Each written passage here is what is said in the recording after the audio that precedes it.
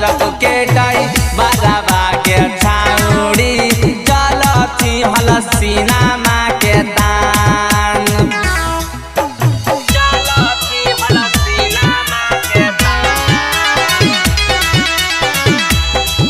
अगे मिला तल जब टरक के डाई बराबा के छाउड़ी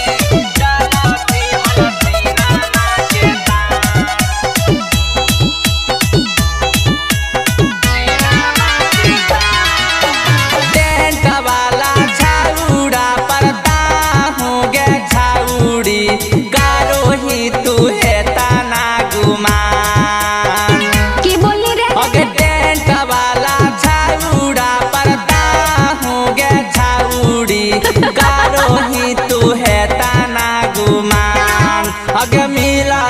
जब डीजे वाला सा जाना मागे छाउड़ी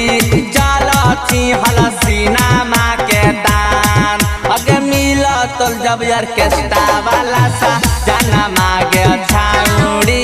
चलती हलसीना माँ के दान चलती हलसीना माँ के दान अगे मिला तो जब डीजे वाला सा जाना मागे छाउड़ी चलती हलसीना माँ के दान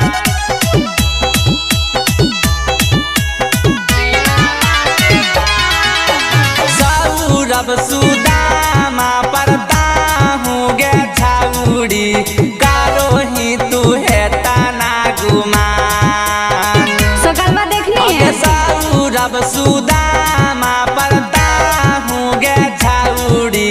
कारो ही तू है तना गुमान अगे मिला तब जब अनुपम बेदर्दी सा जाना मागे छाउड़ी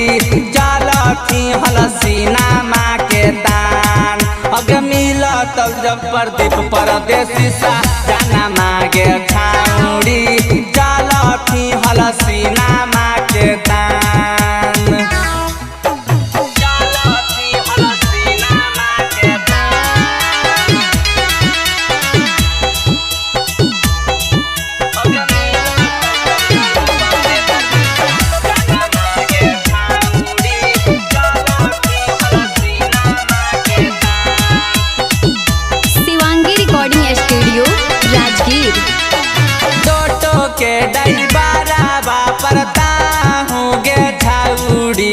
कारो ही तू है तना गुमान और की कोई अगे टोटो के डाई बराबा परता हूँ गे छाउड़ी कारो ही तू है तना गुमान अगे मिला तल जब टरक के डाई बराबा के छाउड़ी चलती हलसीना माँ के दान अगे मिला तल जब डीजे वाला सा जाना मागे छाउड़ी